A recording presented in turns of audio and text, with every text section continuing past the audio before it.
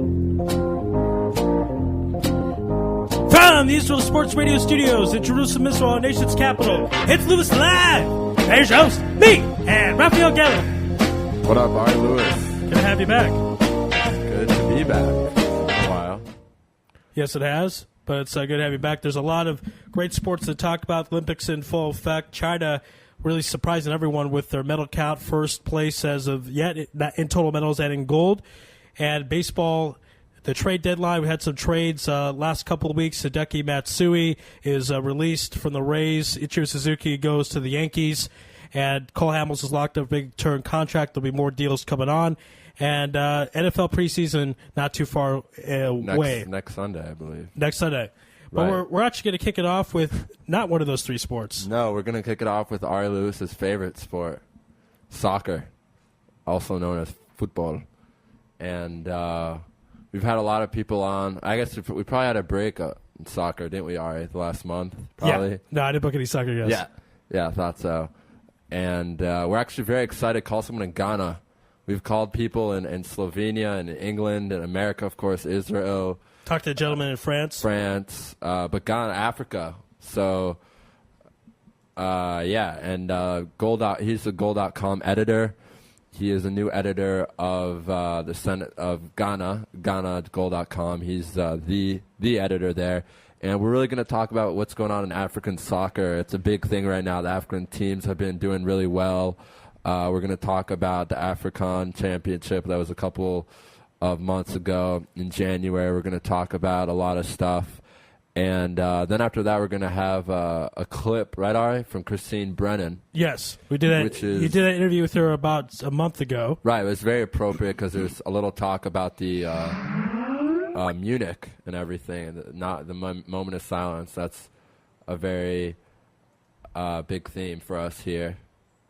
Yeah, here it is. Well, it's a very sad thing that it didn't happen. Kudos to Bob Costas for getting it done, and he did his own personal moment of silence. Absolutely. And 40 years after that tragedy in Munich, you figured that at some point in time in 40 years there would have been a moment of silence, but there, alas, has not been, and the IOC dropped the ball this Olympics as well.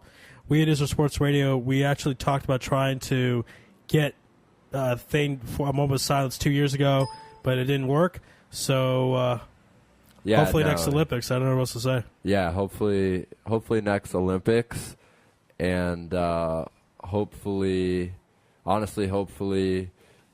maybe before next Olympics. Maybe it's something. There was a great article in Fox News that everyone should check out. It was an op-ed by Guli Weinberg. His dad was Moshe Weinberg, who died. Was the first Israeli athlete to die at the games, and he was pretty much talking about his time meeting people from the IOC, and it's a pretty scary thing to read. So everyone should check that out. But right now we are going to call Kent, I believe his name is. We are going to call Kent Mensah. Mensah is like the Kohen of Israel, or Jews, and the Smiths of America. Mensah is a very, very popular name in Ghana, so we're going to dial him up. We hope we can get good enough service. Yeah, we haven't called Africa before, Ari, have we? I don't believe so. We've called South Africa on the station, but this will be the first time. This is real Africa. No offense to South Africans out there, but this is... Why do you say South Africa is not real Africa? I don't know. Is it real Africa? Sure. It's part of the continent. It is, but it's not. I feel like it's not a poor country like the other ones, and we're dialing up right now. Hi, am I speaking with Kent? Hello, Kent? Kent, can you hear us? Hello? Kent? Hello? Hi, can you hear us? All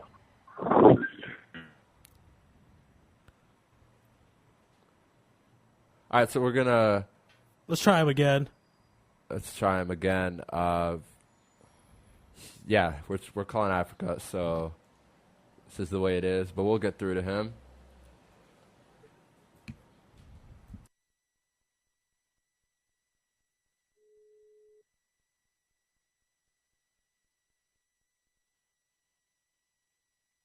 Okay, so we're going to take a commercial, try and talk to, get in touch with Kent Mensah. But we'll be back in about a minute or two. It's going to be a really short commercial because we just want to figure a way to get a hold of him. So we'll be back in probably a minute, 2 minutes. So stay with us. Louis Live, Israel Sports Radio. You're tuned in to the only all-sports talk network in the Middle East, IsraelSportsRadio.com. This is Tamar Cass, and you're listening to Israel Sports Radio. Shalom from the United States. I'm Gina Pitts. Parrish Graham. Mike Pitts. Roosevelt Hall. Mike Roy. We're your friends from the Pro Sports Lives radio show on WAFS Biz 1190 AM. You're listening to Louis Live. Broadcasting live from Israel. IsraelSportsRadio.com. Sports Strain Seat C, compression fit, UV protection, moisture wicking, anti-odor, and physique enhancing. Certified by the Circle K. Sports Strains is a revolutionary seat garment that features high performance properties and a compression fit, offering the wearer ultimate comfort and style for sports and everyday wear. Custom logos and team jerseys are available. For orders, please visit TamirGoodman.com. That's TamirGoodman.com. Broadcasting live from Jerusalem, IsraelSportsRadio.com. Back here on Louis Live, and we got the technical problem sorted out, so we're going to give him a call right now. Go out to Ghana. Pretty exciting stuff, as Raphael mentioned. This is our first call to Ghana. Right, and hopefully we'll have better connection. But yeah, it's very exciting to talk about African soccer and everything that the continent's been able to accomplish. And yeah, South Africa, I guess, is part of Africa. We'll give him that. And they just had the World Cup, of course, 2010. And okay, so we have Kent on the line. Kent, can you hear us? Hello, can you hear us? Kent, can you hear us? Hello, can you hear me? Yeah, we can hear you. I can hear you. You can hear us. Yeah, I can hear you loud and clear. All right, great. You're on Louis Live right now on Israel Sports Radio. Thank you so much for joining us. You're welcome. Always welcome. Okay, so like I was telling our listeners, we're very excited to have someone from Africa to talk about African football. There's been so many great stuff going on. But the first thing I want to talk about, not maybe so detailed, but huge win for Senegal yesterday against a very veteran Uruguay squad being led by Suarez and Cavani. So how do you think the Senegalese were able to pull off the win against Uruguay? Well, for me, I think that looking at what is happening at the Olympics is a clear indication that African football has come of age. Some years back, it was quite difficult to see teams like Senegal, Uganda, among others, struggling to make it at a youth stage. But now, things have changed. You can see that the revolution that is happening at the senior national level is also taking place at the junior level. So for a team like Senegal, especially to see a player like Konate and others making it shows that African governments are really motivating their players at all levels to make an impact, because they have come to the realization that football, it's a great tool for uniting a nation. So if any national team, be it the youth level or the national team, progresses, then it helps to unite a nation, especially for a country like Senegal. So I think motivation is there, and also the fighting spirits to make it in this Olympics, because it's been a very long time for a team like Senegal to at least even gain a victory in a single game. Yeah, absolutely. And Ken, I'll be honest with you. My family was in Cameroon in 1990 when Cameroon made it to the quarterfinals, and my father, who works in Africa almost every year, told me that there was some sort of civil war at the time, and everyone stopped the war to watch Cameroon play in that quarterfinal. So. Yeah, it's a huge thing. And I wanted to talk to you. You're the goal.com senior editor, the main editor from Ghana. And Ghana was not able to win the last African championship. They made it to the semifinals. There's been a lot of issues now with the football team since that tournament, since January. Can you tell our listeners really what's going on? What should we look forward to some of the qualifying for the World Cup and all those tournaments? Is this Ghana team back together? Because I know they're expecting very big things, and Zambia kind of came out of nowhere and won. So can you tell us a little bit more about the future of the Ghana national football team? Yes, you rightly stated it is quite unfortunate that Ghana couldn't make it to the Olympics, and also we are having a few problems here and there with our under-20 team who were unable to qualify to the last championship, despite the fact that we were the 2009 reigning champions. We recently had a game with, I think, Uganda over the weekend, and they scored us 3-1. It's quite unfortunate because we are still struggling to restore that image that the DIU, Samuel Nku, and a few other players brought to us as the first African team to have won the World Under-20 World Cup. That aside, I think in the African Cup as well, 2012, I mean, everybody thought Ghana was the favorite, but unfortunately it didn't go our way. All of a sudden, Zambia came in and then took us off. One, it is as a result of the fact that we thought that we are most experienced in the tournament, so Zambia are unable to crash us out, but we forgot the fact that football has changed. Football is not about names any longer. Big names don't play football. Football is now about who is eager to win and who is desperate enough to just grab the point and make it. So that is what we forgot. And moreover, we forgot the fact that the Zambians are a very disciplined side.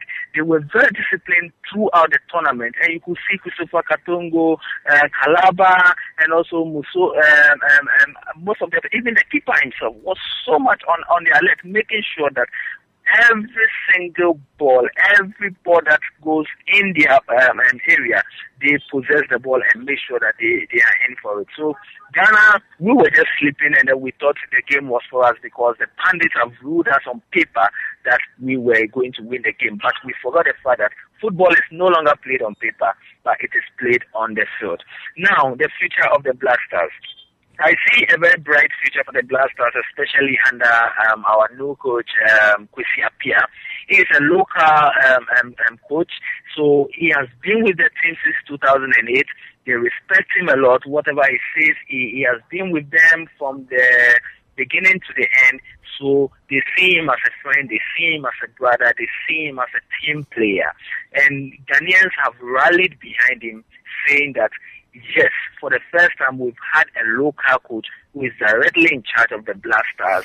So we think that everybody must rally behind him and support him, making sure that he makes it. And of course, since Kwesi Appiah took charge, apart from the Zambia game that we lost, I think that every other game that he has played has been very positive. It's very impressive. His selections are marvelous.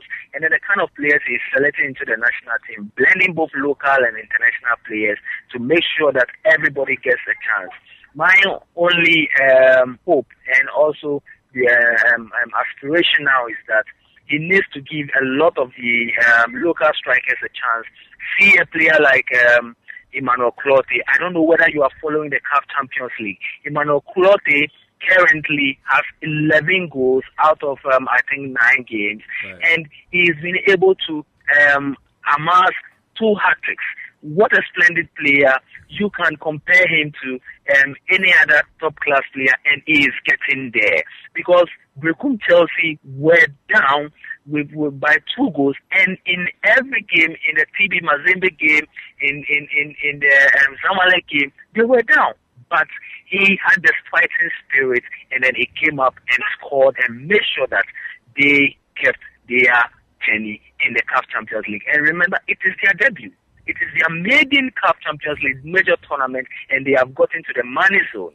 And Accra House of Folk Asante Kotoko, which are our two biggest clubs, traditional clubs in this country, have struggled for the past 6 years to get to this stage, and they are unable to make it. So for Brekum Chelsea to make it on the shoulders of a single player like Emmanuel Clote, who had 2 hat-tricks, and then get leading the goal scorer stat with 11 goals, means that we have an asset and we need to use him most in the national team. And it is about time that he's given a starting role and not make sure that he keeps warming the bench. So that is what I think we see Abia should be doing now. Wow, yeah, very, very well said. And Ken, I know before the interview we said we would talk about some upcoming or rising African stars and then talk about current African stars. So let's start off, though, with Cisse, who played in Newcastle last year. Really was probably one of the top 5 players in the Premier League the last month of the season. Had 13 goals in 14 caps, 14 appearances for Newcastle. What's going on there? There's rumors that he wants to stay or he wants to go. What do you think? What do you think is going to happen? His club Newcastle blocked him from playing in the Olympics this summer. What do you think is going to happen for him? And is this guy as good as we think he is? Well, I think I must say from the personal point of view that I think he's such a brilliant player, and then it's quite unfortunate that he wasn't given a chance to at least represent his country at the Olympic level. But you also have to have it. Are you still there with us? Hello? Kent, are you still with us? I will try calling him back. We'll have him on for about 3 to 5 minutes. Then we got to move on to our next guest. But I'm actually surprised we had him on for 10 minutes that long without there being a problem. What do you think, Ari?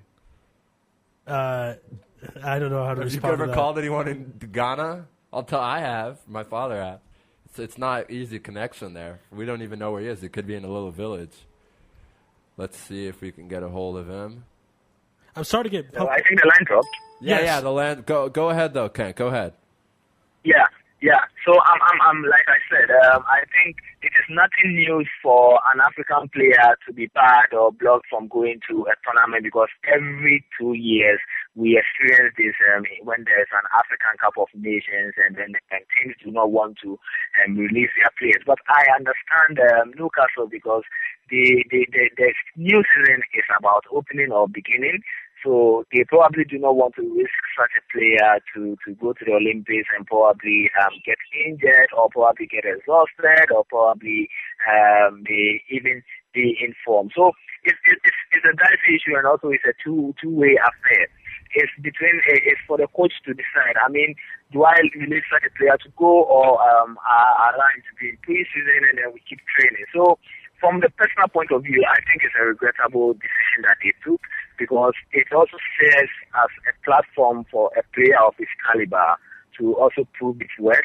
Right. And at the same time, I also think that probably they fear that if he goes to the Olympics and then he performs better, there's a probability that there may be a lot of prying eyes by way of scouts to be looking for our agents to be looking for a signature for the next transfer season. So it's a mixture of a whole lot of elements which we need to understand Newcastle for that. But I think that it's quite a regrettable decision that they took, because the Olympics is where every team wants to be, and then also it's for me, it's like next to the World Cup, where young players wants to exhibit their talent, wants to prove to the world that if we are unable to make it here, this is where we can make it. Come for us, we have the talent and the performance. No, that's true, because, I mean, the Olympics are there's so many scouts, agents, like you said, and not only that, but it's such a, people watch it just because they're watching something else. They're watching swimming or tennis or or whatever. And it's a great honor to be able to represent your country. And if you win, get a medal, an Olympic medal, not a cup or not a, something else, but an actual Olympic medal. I also am not very happy with Newcastle, but according to what I've read, they said it was because they didn't think he was going to be fit for the season. Whatever, who knows, whatever it is. Now I want to move on to a bigger star, and that is Eto'o. And I want to ask you, Kent, I've been dying to ask someone from Africa this. How do the African people in Cameroon, Ghana, Senegal, how do they feel about him bolting just for the money, going to Russia, honestly, for the money? You can't argue that he went there to compete. He went to a really bad team. He went to a team where I'm pretty sure they don't even practice in that city because it's so dangerous. He pretty much went for the, I think, $27 million. You're in the media. You're a soccer journalist. What were your thoughts about this move? I mean, why did he do this? Well, first, I think this is about the 10th time I'm going to debate this topic about Eto'o, Drogba, and all the African big stars like Kanute and others moving to places where football is not known or even not getting a lot of prominence or recognition on African channels. But between me and you, let's be very honest to ourselves. Look, if Eto'o was to be my son, and they bring this offer on the table and they put it down, Eto'o at his age, Eto'o has won everything he wants in this world apart from the World Cup and then probably the Ballon d'Or. So I think that if Eto'o were to be my son and I'm advising him as an elder, I would look at him in the eyes and say, look, my son, you've won everything. What else is left for you to win? It's only the World Cup that is left for you at your age. Why don't you go for the money? Enjoy life. This is what I think Eto'o did. And personally, I think Eto'o took the right decision because there is nothing left for him to take. Of course, if he goes to a place like Anzi in Russia and nobody is hearing of him, he's scoring goals and nobody hears of him, we should also take it, consider the fact that the Russian league is not as popular as probably the currency Serie A or the Spanish La Liga or the English League of League One. So I personally think that if I were to be in the shoes of Eto'o, I wouldn't regret the decision he took because at the end of the day, Eto'o is making the money at that particular age where he's supposed to make because he's close to retirement, if you ask me. The only painful transfer that I still can't come to terms with is a player like, Asamoah Gyan. He's very young. He's still very young. He has a lot of years ahead of him. So why move from a very energetic league like the English Premier League and then move all the way to the United Arab Emirates and play football? Nobody hears of you. Where you become the top goal scorer among the lot that who do not really understand football. So if you are doing this such comparison, then I think that Eto'o made the right decision because at his age, what else is there for him to struggle for apart from going for the World Cup or the World Best Player? So please, for people who are critiquing or criticizing Eto'o, I think they really need to rethink, look into the picture, look at it, or consider the fact that Eto'o at his age, is almost close to retirement. Eto'o has won, I think, the UEFA Champions League, if I'm right, 4 times. Yeah. 4 times? Yeah. Yeah, good. And then he has won the Serie A, he has won the Spanish La Liga. So what else is left for Eto'o to win? Is it the African Cup, which he has won already? What else? He has even won the Olympic medal before. So apart from the World Cup and then Ballon d'Or, there is nothing left for him to win again. He stays with Inter or he stays with Barcelona and he keeps winning the same cup all over again. It's time for him to adventure. It's time for him to also go and explore to see where other places look like. And remember, it also serves as a tourism potential for the Russians to also market their league. That look, we have this great player playing our league. How do we market our league into Africa, for Africans to also have interest in our league so that it will attract other African stars to be coming. And look, the Chinese are doing it so well. They've pulled the likes of Drogba, they've pulled the likes of Anelka, Kanute, and others. So now everybody's attention is going to the Chinese league. Look, give themselves up to 2 to 3 years. You see that everybody would want to watch the Chinese league because there is a person there called Drogba. There is a person there called Kanute or whoever, or Anelka, and other African players will be going there from now on. Some years back, if you were an African player and you moved to a team or a country like China, Vietnam, nobody values you.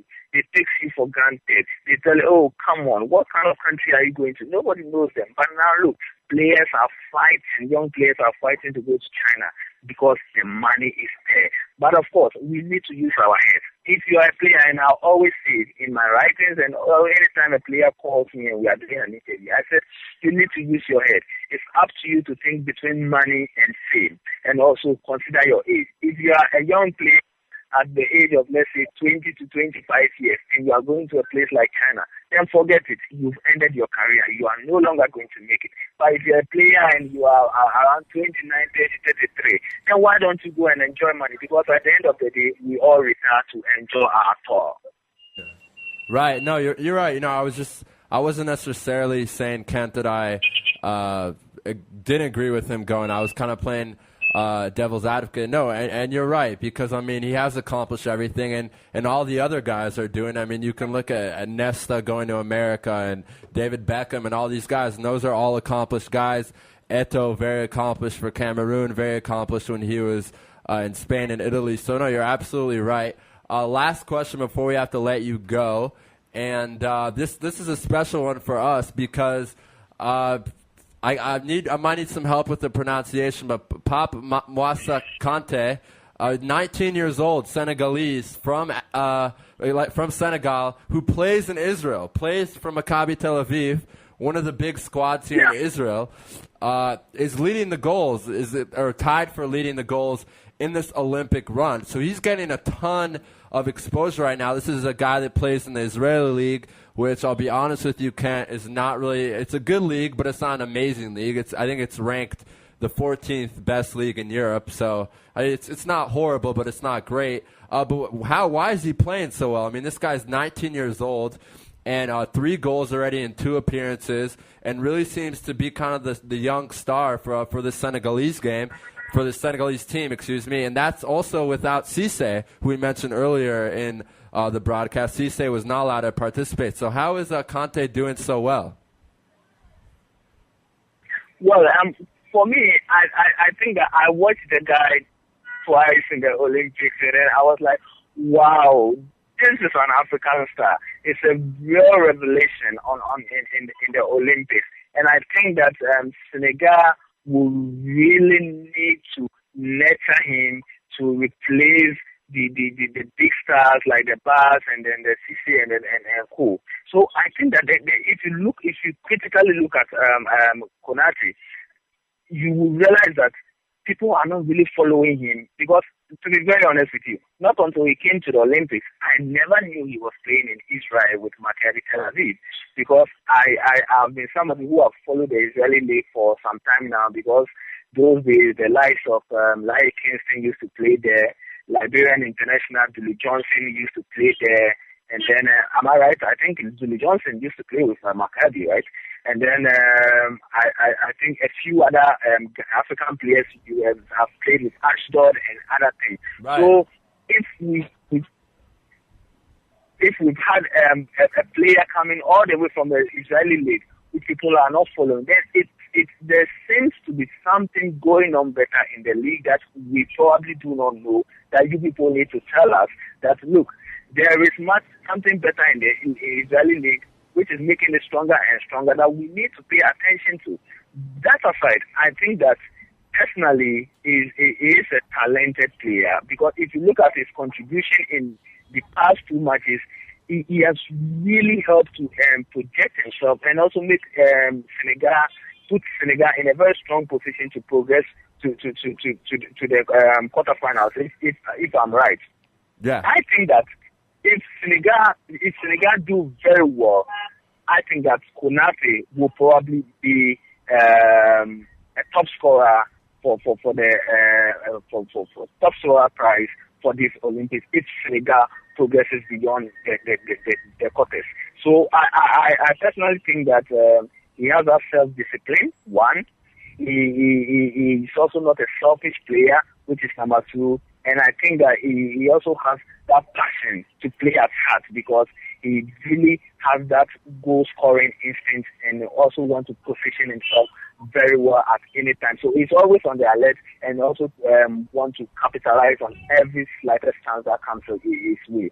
So being a smart player as he is, I think that he has a very great future if he maintains his current form. And probably, with all due respect to the Israeli league, if he moves to a much more higher league or a team that is really getting a lot of prominence on the African continent, like let's say the EPL or the CBL or whatever it is, I think that he will really go forward and then people will really see what he is doing over there at club level and also at country level.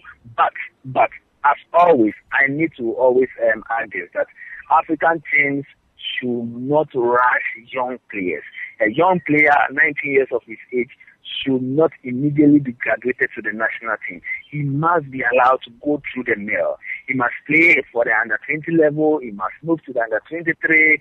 Then he can go to the national team. But we always kill talent whenever we see that a player is performing so well, and all of a sudden, at the age of 17 or 19, we graduate him all of a sudden to the national team, and they can't perform any longer, and we end up killing their international future.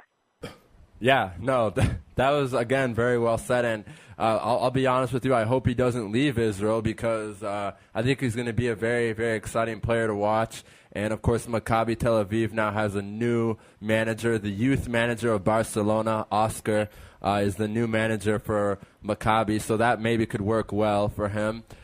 Kent, it's been an absolute pleasure. We really appreciated having you on, and we'd love to have you on later in the year when football is starting again.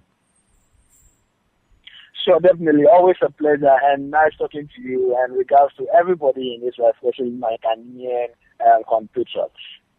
Okay, Kent. Thank you. Have a good day. Be well there. Bye. Bye. That was awesome. Yeah, good stuff. Yeah, that was pretty cool. Very smart guy. As I mentioned earlier at the start of the program, Goal.com is the number one place. Right, number one soccer place in the world, the biggest website. So they just started an African section, and he is the editor-in-chief, or chief editor of the Ghana section. There's one in Ghana, Egypt, and a few other countries, and it was kind of hard to get a hold of him because, like I said, they just opened their sector, I think, a couple months ago. But that was awesome to talk African soccer. I'll learn about all these guys who are really making an impact. And our last question, of course, was about Conte, who plays for Maccabi Tel Aviv. And this Wednesday, we're actually going to have on a reporter from Sport 5 to talk about Israeli basketball and Israeli soccer. So we'll be able to talk to him about that. And Israeli basketball is going to be a big thing for us this year, right, Ari? Absolutely. And why is that, Ari Louis? Let's say the announcement for later. Okay, we'll save it for later. We have some big news for later, but we won't say it right now. And, it was really great to talk to Kent, talking about Eto'o and Drogba and all the great African stars, and Senegal having a massive win yesterday, 2-0 against Uruguay, who's ranked right now number 3 in the world. It's just soccer is very exciting. The season starts in most countries in about 2 weeks, August 12th, August 14th. But our next stop is the Olympics. We got a chance to speak with Christine Brennan, who is the chief writer for USA Today for the Olympics. Huge supporter of the moment of silence. She's written multiple articles about it, even one yesterday, I believe. Really, really good writer, really, really nice writer. We've had her on the program a couple times. And the interview that we're going to play for you was taped a month ago, Ari? Yeah, about a month ago. A month ago, we talked about the moment of silence. We talked about, I don't know if you got to see this, but there's a guy who has artificial legs. You see that story? Who's running the Olympics? He has artificial fake legs. His legs were cut off when he was young. and he has this kind of medal on his limbs, and he qualified for the Olympics. Wow. And Christine had a nice interview with him. Big story. He's representing South Africa. What else did we talk? We'll just play it for you, and then we'll stick with the theme of the Olympics. And these three group of people have started a huge movement right now in Israel about following the Olympics. They've gone viral right now. They have, I think, over 1,000 likes on Facebook, or 2,200 likes on Facebook. They're talking about every single event that an Israeli is competing in. It's updated pretty much every 2 hours. So we're going to have one of the founders for that. Very exciting. They've been writing articles in Times of Israel about all the athletes participating in the Olympics. A lot of Israelis have played in the Olympics so far and have not done so well. So we'll talk about that. And then at 6:30, Ari, do you want to do a little PTI style? Sounds good. Some things going on. So we'll do that, talking NBA, Olympics talk. And I know Ari wants to do free agency. And I want to get into the argument with Ari about the dream team against this team, because I've been very vocal about this team. So I'm curious what Ari thinks. But we'll save that for later. So right now, Christine Brennan, this was taped, so you'll tell it was taped. It was really amazing because we actually did it with her a couple days before she was flying to London. So she was really nice. She was at her nephew's baseball game or something, and she went in the car and gave us 10 minutes of her time. So without further doubt, here is Christine Brennan. The biggest names in sports are all on IsraelSportsRadio.com. Hi, Christine. Yes, hello. Hi, you're on Louis Live on Israel Sports Radio. How are you doing? Yeah, I'm doing fine. How are you? I'm at a kids' tennis match in McLean, Virginia. So I'm seeing youth sports at its best right now. Absolutely, and then, of course, we'll keep it short. And I want to ask you about an article I think you just wrote yesterday. I was looking up on USA Today, possibly one of the most amazing stories ever in the Olympics about, I want your help on the pronunciation, South African runner, I believe, Oscar Pistorius, right? Exactly. Yeah, okay. And he'll be the first amputee now in the Olympic Games and in track and field. And it's a story of inclusion and just the historic. It's a very confident decision. It is a real groundbreaking moment, I think, and not just for him, but also for disabled athletes and those who have different abilities, and the notion that the Olympic Games are for them. So I think it's a great moment for the Olympic Games and for him, and those who think he's cheating on his carbon fiber blades. He is his best time is only 2,000 something in the world, and there are 56 better times than him just this year in the men's 400 meters. So the reality is that he's not going to win an Olympic gold medal. Certainly, at least not in the individual 400. But it's a great story and a great message, I think, for the International Olympic Committee to send. Yeah, absolutely. And I mean, like you just mentioned, there was a lot of controversy over whether he's cheating or not cheating. I just personally, I don't seem to understand. This guy's been through so much in his life. Born without, Born without, I'm trying to, he was, vestibular, right, the lower part of his legs. So at the age of 11 months, right. Just before he turned 1, he had both legs amputated below the knee. Yet everything he's been through, there's still people throwing him against the wall and saying you're cheating, and I don't understand it. And I wanted to ask you, do you find that when stories like this come out, people immediately think to themselves, oh, he's cheating, or they try and think of it as a good story? Because when you first heard about it, I'm curious, what did you think about everything? What was your initial thought when you first heard about this, when it first hit the media? Well, you do wonder about the devices and right. How much is too much and how far can you go in terms of the technology. The Blade Runner philosophy that's his nickname, of course, Blade Runner, and this right. $6 Million Man that a TV show years and years ago. So, you do think about that. But again, I think a rational, normal conversation about this is you very quickly look at his time.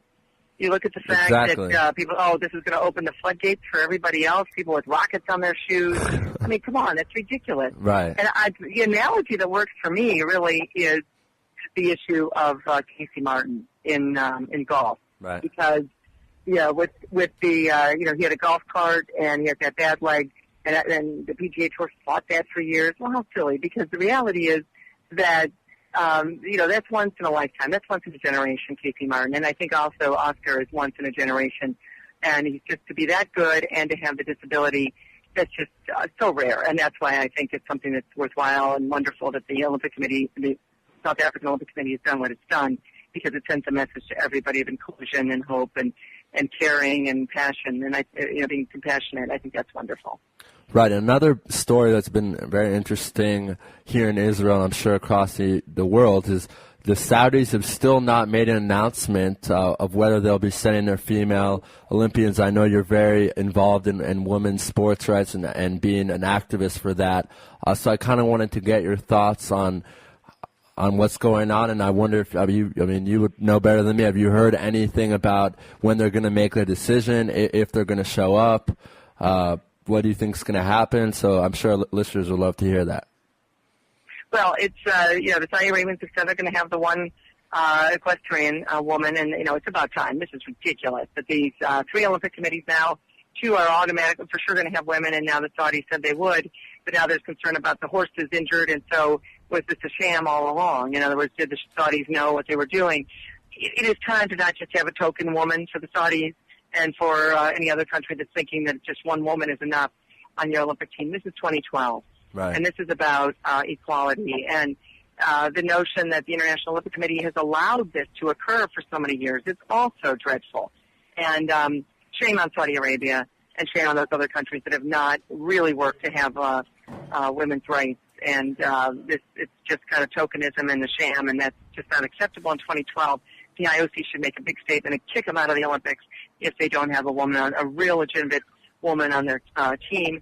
And I'm not saying that the rider is not legitimate, but if her horse is injured, then what is this? Because if she can't compete, then that's really not having a woman on the team. And there are others who are in Saudi Arabia, and it's time to really care about this and get them up to standards so they can meet those qualifying standards in their sports and then be competitive very quickly. Because, as I said, it's 2012. It's the 21st century, right. And sponsors should also be heard from and should be very critical if this kind of discrimination continues. No, absolutely, and of course it's not only Saudi Arabia, so we'll hope that the other Arab countries give the rights that all women should receive. And I wanted to ask you, you've been covering the Olympics for a long time. You've been to a lot of different cities. What are your thoughts about it being in London, 2012, London Olympics? Yeah, I think it's going to be great. I think London will do a terrific job. It's a worldwide city. So many people know the city and know what... can you still hear me? I'm getting a lot of interference. Yeah, sorry, we can hear you. Yeah, and sorry, I'm not finding on a great spot here. Okay. And I think London will do a terrific job. They beat Paris in 2005, and then next day, of course, there were the bombings in London. So let's hope that the only news we have to talk about is in the venues, and is only about athletes. But an open and free society can bring a lot of crazy people also. So let's hope. I know there's so much security, as there should be, but I'm hopeful this will be one of the best Olympics ever. And my 15th in a row winner in summer, going back to LA in '84. And wow. Always there's concern. Always there's warnings of traffic problems, and things usually work out, and always work out, actually. So let's hope it's the case with London as well. Absolutely. I have 2 questions left because we want you to get back to watching that match. Yes. The news in Israel, this was just reported actually in the last few hours, is that the Olympic Committee is now reconsidering having a moment of silence for the victims that fell in 1972 in Munich. This is reported by some different media outlets, and it has not yet been confirmed. But we talked about this last time we had you on. I wanted to know, have you heard if there's been more developments on if this is actually going to happen? The days, opening ceremonies are getting closer and closer. All the Jewish people really in the world, forget Israel, are waiting to see why will the Olympic Committee overturn their ruling, and if not, why? Right, and it's not just Jewish people. I'm a good Presbyterian in the United States. That's true. I apologize. No, not at all. No, I'm no, sorry, you're right, no problem though. at all. But it's millions and millions of Right. people in the world that remember that or have studied it. The worst tragedy in the history of the Olympics, all because those wonderful athletes and coaches from Israel in '72 were in the Olympic Village and the IOC for not recognizing it every time. A moment of silence in the opening ceremony. It's reprehensible. As I said to you a few weeks ago, I'll say it again, reprehensible by the IOC, completely unacceptable, and they should be doing something major on the 40th anniversary. September 5th, of course, '72 was when it happened. I'll never forget that day as a 14-year-old girl and changed my life. And so let's hope. But I don't have any inside information. I'll believe it when I see it because I think the IOC is that rudderless, and the leadership of the IOC, Jacques Rouda, has been so disappointing on so many levels. That I hope, though, that they come to their senses on this one. I'll tell you something, Christine. I used to work at the Jerusalem Post, and there was a huge article that's in one of the front desks when you walk into the paper, and it shows an article. So the front line is Israeli athletes saved, and that was actually run in the press when I think ABC reported that they were alive, and then I think the famous line, I'm forgetting the name of the person who said it, I'm sure you know. Jim McKay. Yes, they're all gone. Yeah, they're all gone. Right, they're all gone. It's just giving me goosebumps even to think about it. Going to a completely different topic now. We'll see what happens there. Tiger Woods right now has made I think about $4.5 million this year. Has won 2 tournaments. Tied for second in one of them. Coming off a victory. Played today. Won over. I mean, we've heard this over and over and over again, but is Tiger back? What are we going to expect later in the summer when we start having more bigger tournaments? Should we expect him to finally win a major again and start chasing Jack? Or is that chase over? That's really what I want to ask you. Should we stop saying, is he going to catch Jack? Well, I don't think we want to know that, for sure until, he retires, Tiger Woods. Right. He's got to win a major. So winning in these other tournaments is fine, but his performance at the Masters and then at the U.S. Open, it was an abysmal weekend for him. I was covering both events and shocked that he did not do better in both of them. I thought he was going to win the Masters, primed after winning the Arnold Palmer a few weeks earlier, and then he goes into the U.S. Open after winning Jack Nicklaus' tournament, the Memorial. And I was on the first tee on Saturday watching him yuck it up with Jim Furyk and punch him in the shoulder and having a great old time with Jimbo. Right. And then he blew it. He just fell apart. So there are real serious questions if Tiger can win a major, and he needs to win one. And he needs to get off. It's been more than 4 years now, so it's time. And that, I think, winning these regular tournaments, no big deal. I mean, it's nice for him, whatever, but for his legacy and for history, it's all about majors, and we need to see Tiger Woods win a major before we can say he's back again. Yeah, I completely agree. And how can our listeners check out all your articles that you'll be writing when you're in London? Where can they check it out online? Sure, just ChristineBrennan.com. We'll get you to my Facebook page where I'll post everything, and Twitter. Twitter is @CBrennanSports, @C first initial and then last name CBrennanSports, and Facebook. Again, just for me, Christine Brennan. But the easy way is just ChristineBrennan.com, and then you can click on Twitter, Facebook, everything from there. Okay, great. Thank you so much for your time. We really appreciate it. Enjoy the Olympics, and we'll be in touch, and have a great day. Well, thank you. Thanks for the good questions. Really enjoyed being on. All right, thanks. Bye. All right, so that was Christine Brennan. We got to talk to her a few days, as I said before, she went to London to cover the Olympics. She's there right now. She's been writing a lot of great articles. And Ari, it was interesting about that interview with her. We were talking about the moment of silence. I was saying that it was reported in Israel that the IOC was reconsidering giving us, or to not us, but giving the 11 victims who died a moment of silence. And we know what happened there. It did not happen. Very disgraceful. I'm not ashamed to say it. I really, in Hebrew, the word is busha on the Israeli the International, Olympic Committee. Very disgusting thing there, and I know you feel the same way. Yeah, it's absolutely an embarrassment, a travesty. As I said earlier on the show, 40 years, you think it would have happened by now. And we tried Israel Sports Journal. We had some members of committees who were trying to get this done 2 years ago. So there's certainly been enough time. There's no excuse for it not to happen. There's enough information on it. And it wasn't asking that much. But a lot of the reason, and we'll get into this more with our next guest, but a lot of the reason is I think people were concerned of other countries protesting, anti-Israel countries, anti-Israel sentiment out there. I think that's the end of the day why it didn't happen. Right. And, our next guest, David Wiseman. I'm going to tell you a little bit about his project, Follow Team Israel Olympics 2012. Was started, I believe, a month ago, maybe 6 weeks ago. They're a movement that's been blogging and writing and covering all the Israelis in the Olympics this year. They've been doing a great job. 2,000 likes on Facebook, an article every day in Times of Israel, a blog that is. They've been doing an amazing job of covering every single athlete. I mean, it's not like, let's give more pub to to Shachar Per, who's a famous tennis player for Israel. They give the same pub to everyone. They respect everyone. They update us with everything. They give us really cool pictures. They know everything. So we're very excited to welcome on David Weissman, who actually is from, I believe, Australia and was involved in the Sydney Olympics, covered it in 2002. Ari's the history buff here.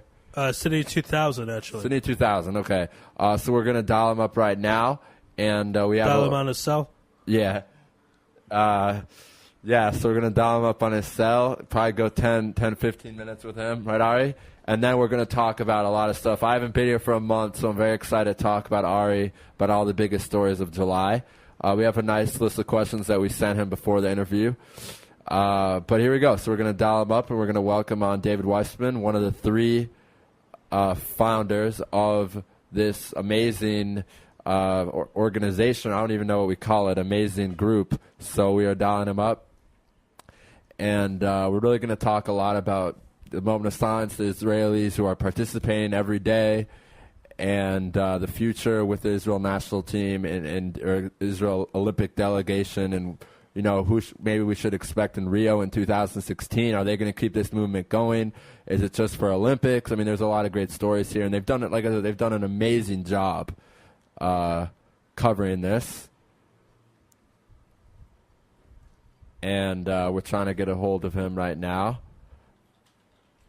But one of the things that is kind of scary, though, not scary, but maybe a little surprising, I believe Israel, we've only gotten 7 medals, all the Olympics. Oh, okay. We're gonna try him again.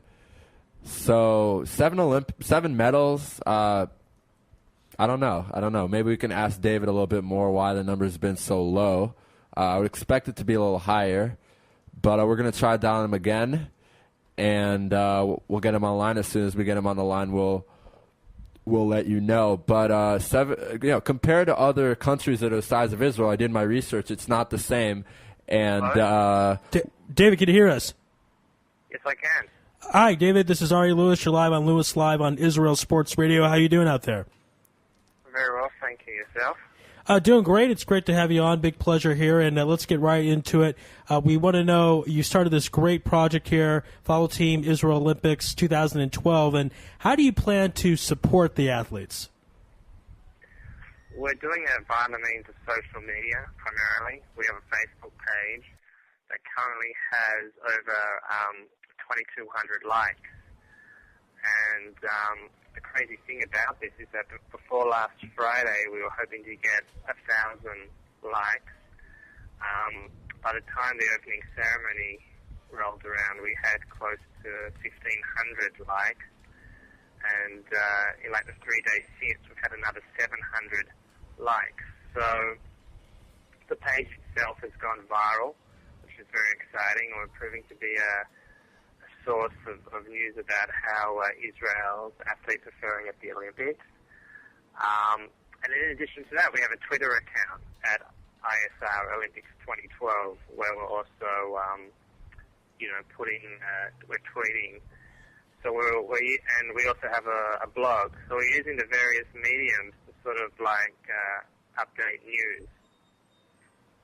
Okay, yeah, this is Raphael and David again. I wanted to thank you for joining us live on the air. We just were playing an interview that we ran with Christine Brennan, who writes for USA Today and is a big part of the American media who covers the Olympics every year. And before we move on to a little bit of questions about what you guys have been doing, we got to talk about the moment of silence and everything that happened there and how it didn't happen and how disappointing it was and how there was so much hope that it might happen this year. So tell us your thoughts a little bit about that. I mean, did you expect it to happen deep down, or did you think that there was no way it was going to happen? I mean, I'm more of a realist and a pragmatist. I'm in the camp of the second, that, you know, that it wasn't going to happen, and due to comments that the IOC has made previously, that it was not going to happen. Although, having said that, you know, and a lot of people have commented on the fact that there were other minutes of silence during the course of the opening ceremony, and they felt that, given those, there was a bit of an incongruence to denying the one for the athletes that fell during Munich. But, you know, the IOC want to try and separate, you know, politics and sport. You know, it's very hard to do that, especially at an event such as the Olympics, where politics, you know, seems to be present all the time. You just have to look at what happened with the ladies' football, where for the North Korean footballers, they showed the South Korean flag, right, the North Korean flag, and the North Korean players walked off the pitch, and it took them an hour before they came back. So there's a lot of, you know, political issues that are present. You know, they had other ceremonies, sort of more discreet ones, and but as far as having one in the opening ceremony, they didn't want to do that, and it's sad why that's the case, and it's also sad, of course, that one's needed in the first place. You know, a question I have, I want to know, what was the reason you think at the end of the day that moment of silence didn't happen for the Israeli team? I mean, there was some anti-Israel sentiment out there. At the end of the day, is that what caused the moment of silence not to happen? I wanted to know what your thoughts were about... Sorry about that. I wanted to know what your thoughts were about the moment of silence not happening. Was it due to anti-Israel sentiment out there? Or, I mean, I try to think why they wouldn't do this. What do you think at the end of the day was the reason why we didn't have the moment of silence? I think they try and do that because they'll, to be totally honest, they're worried about a potential backlash from some countries that might sort of take that as an affront. And in private, more discreet ceremonies in the village and with the Israeli team, but they're not willing yet to do something at the opening ceremony. They want to try and distance politics from sport, even though the two seem to be linked to each other, especially at an event such as the Olympics.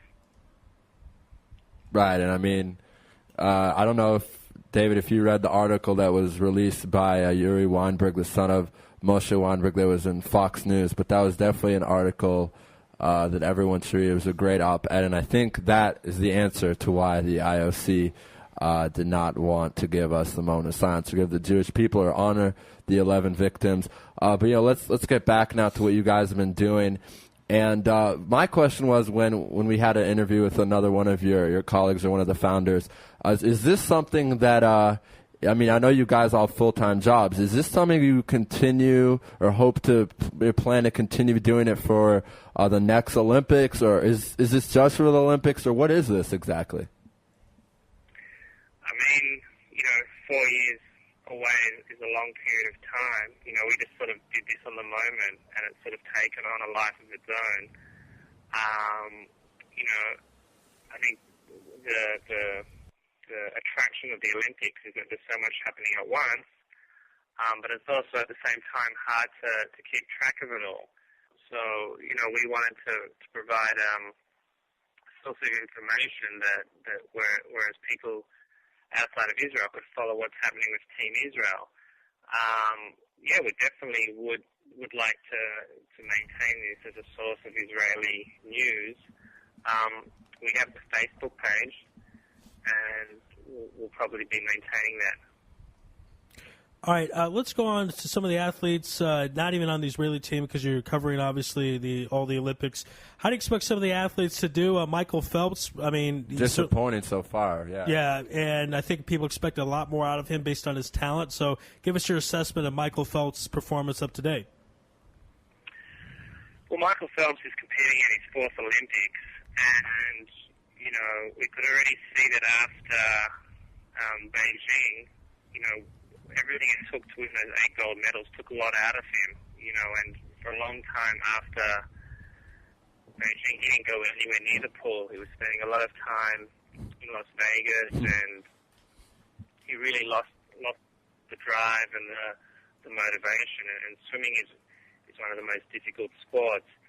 I mean, we saw at the American trials prior to the Olympics that he didn't have the same sort of dominance that he once had. Having said that, I think he'll still do well in some of the events that it's become, but he just doesn't have the same sort of omnipresence like he did. And it's similar with someone like Australia's Ian Thorpe, who also didn't win every race that he was in. Also, don't forget that Phelps was very lucky last time around that, like Jason Lezak helped him win the medal in the relay. This time, France overturned that result from 4 years ago. It's just that we know that to stand on top of the pedestal for so long is really difficult, and like I said, he's been doing it for so long now. It's just natural for an athlete to sort of taper down. Yeah, as you mentioned, there was that photo that came out with him with the bong, and he said he didn't do anything. Right. It's sad though, because I know a lot of people were when you ask Americans what are you looking forward to, they say Team USA basketball and Michael Phelps. Right. Michael Phelps barely qualified for that race. I think he came in 8th place or something, and then he came in 4th, didn't even medal. Very disappointing. But now let's talk about our Israelis. Let's be honest, David. So far it's been kind of a disappointing Olympics for us, our Israelis, but there's still a lot of time. We're still hoping that can change. Also, can you give us kind of an outlook of who we should look out for? Maybe, I guess today is already 7 p.m. or 5 p.m. in London, but maybe tomorrow or the rest of the week. Right. I mean, I just want to sort of first of all make the point that for every one of these Israeli athletes, just to make the games in the first place is a significant accomplishment. It's not everyone is lucky enough to do that, and they're very strict criteria. The Israeli Olympic Committee in some instances uses stricter criteria than the IOC. So, having said that, they still have to perform once they're at the games. There have been some positive results. For instance, artistic gymnast Alexander Shatilov has qualified for the all-around individual final, and also he was qualified 4th for the floor exercise. And given how only 8 progressed to the final, he could be a good chance of winning a medal. Ariel Zevi, who is competing in his 4th Olympics, won bronze in Athens 8 years ago. It's still to go in the men's 100 kilo. That happens later in the week. Shahad Subari, who won bronze 4 years ago and carried the flag at the opening ceremony on Friday night. He's still to come. His races don't begin till tomorrow, so he's still to come. And Sergei Richter, who just missed out in a place in the 10-meter air rifle by 1 point, still has the 50-meter rifle point to go. Mm-hmm. Sergei got 595 out of 600. Even a score like that wasn't good enough to make the top 8, so that was an incredible performance. Right. Amit Ivry is swimming in the semi-finals tonight for the 200 meters individual medley. She finished after the heats 12th fastest out of the 16 to progress, so she's got to go even faster. She's got to make the final. In men's tennis, the pairing of Ehrlich and Ram won their opening round match, and they've got a round of 16 match to come, which will be either between the Japanese pair or the Swiss pair. The Swiss pair is Roger Federer and Stanislav Wawrinka, and they are the defending champions, winning gold in Beijing 4 years ago. So that's going to be a very difficult assignment for them. But what they have in their favour is that they're a traditional doubles pairing, whereas Federer, if it is in fact Federer and Wawrinka, they don't play all the time. That's all there is in terms of Israelis. Can I just make another point in regard to Michael Phelps? Sure. Yeah, absolutely. Because we also saw, his sort of track and field equivalent is Usain Bolt, and everyone loved Usain Bolt. And we saw that in the Jamaican trials he was actually beaten, and he also doesn't look like he has the same sort of charisma and confidence that he did 4 years ago. So don't be surprised if Usain Bolt doesn't win. You know, he's not the lock that many people thought he was. And it just shows that at the Olympics, it's all about on the day. You know, and while the favourites can win, it's not always black and white as they're going to. And I think that us as fans, it's sort of can be sometimes the most amazing stories can be when the underdogs do prevail. All right, and my question for you, David, is you're doing so much great work to represent the country. We really appreciate it. I want to know if you're doing it independent of the government. Is the government helped you at all, or they know what you're doing, anything like that? No, this has got nothing to do with the government or the Israeli Olympic Committee. We're just doing it on our own devices, just because we love sport and we love Israel. And like I said, like with so much sort of, you know, it's very hard to keep track of everything at once. We just felt that this would be a good resource for people out there.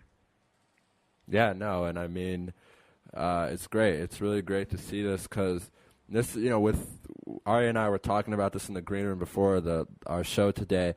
And with social networking these days, you know, if you put your heart into it and you really believe it's something that people will like and you have a passion for and you're willing to put the time into it, boom, what you guys did happens. And 2,000 likes is very hard to get. We're struggling to get a lot for our radio show, so it's great to see our radio station. It's great to see how successful you guys have been. And on my Facebook, I'm on your page at least 3, 4, 5 times a day because not only do you guys, you know, cover the Israelis, but you also have a lot of cool pictures from the day. And I'll be honest with you, David, the thing I really appreciate the most about what you guys have done on the Facebook pages is you explain the event. Because let's be honest, I mean, how many people know the rifle, for example? How many people know about that sport? Not a lot. So speaking for myself, I really appreciate that you guys kind of give an intro to how the sport's played and what you have to do to succeed. So, again, thank you very much. With that, it seems that we lost David. I was speaking to myself out there, so we'll call him right back. But hopefully... wow, I was giving a good... Okay, I'll do it again. That happens sometimes with phone calls. Right. Where, like, I'm talking about personal phone calls where you keep talking and you realize... Right. I was just... David, can you hear us? Yes, I can. Okay, so I'll repeat it again. Our listeners heard this, but I'll repeat this to you. I wanted to thank you because I've been so impressed with your... I don't know if it's you or whoever's running your Facebook page, the ability to explain each sport very specifically in a detailed way to make it easy for someone who doesn't understand about or doesn't know much about the rifle event or swimming or all these events that, you know, the average person doesn't know about. You guys do a great job at explaining it. So I wanted to thank you for that. And, yeah, our time is out. I really appreciate having you on. I know Ari was very excited to do this interview. And if Israel Sports Radio can do anything to help you guys out the rest of the way, please let us know. Thank you. Well, everyone should know that the book is on, the page is on Facebook.com/Israeli Gold Olympics. They can find us there. And, you know, also what we're trying to do is look at every athlete as they're competing is already a fantastic achievement. And we're not trying to, like, put anyone down. Maybe we can touch base in the second week to see how things have gone. Yeah, no, absolutely. And, no, it's true. Again, I was also telling Ari earlier is that something that I noticed that was cool is you kind of give the same publicity to each athlete where the media, you know, they're going to give more publicity to Shachar Per because she's such, you know, a great tennis player and so famous in the world. Where, you know, these other guys like Misha, the badminton player, no one probably knows who he is, but you guys give the same amount of coverage to all the players, so that's great because that in the long run that ends up helping all the fans to really get to know the guys playing for Israel. And there's so much pride in being an Israeli and living in Israel compared to other countries that this is just really cool that, at the end of the Olympics, I'm going to feel like I know all the athletes and what they accomplish and what they're going to accomplish. We'd love to have you on again next week to touch base. And until then, I guess, go Israel. Thank you very much. Yes, go Israel. All right, be well, David. Thanks, guys. All right, so it's David Weissman from the team. Follow Team Israel Olympics. Everyone should check them out on Facebook, Twitter, and, of course, Times of Israel blogs. Great stuff on Times of Israel. Really, really good stuff. They started, I think, a month ago. They write almost every day. They've been giving recaps every day. So everyone check them out. It was awesome to have David on. We'll have him on next week. We can fit him into the schedule for sure. And on that note, I think we're going to take a commercial, right, Ari? Yes, we'll take a commercial break, and on the other side, we'll have some PTI. Yeah, fun. the best of July. This is Louis live on IsraelSportsRadio.com.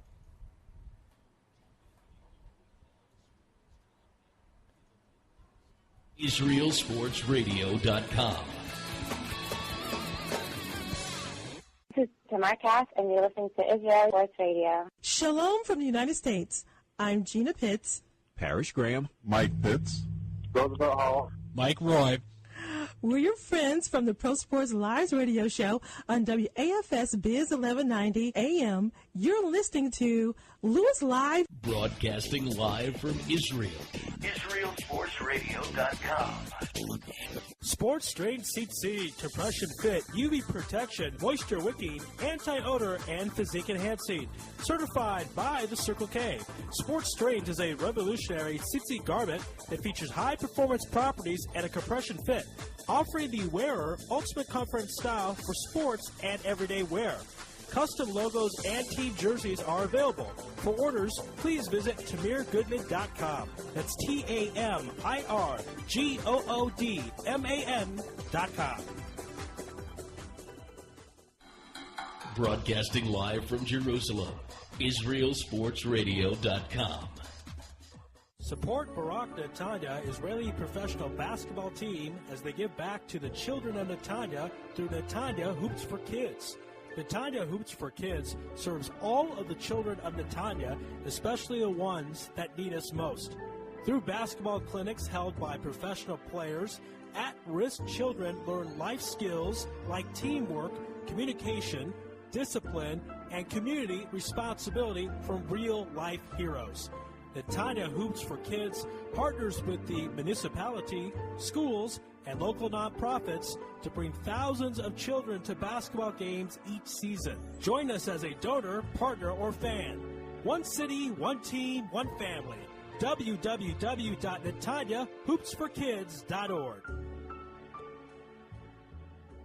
The biggest names in sports are all on IsraelSportsRadio.com. DJ Venom. DJ Venom.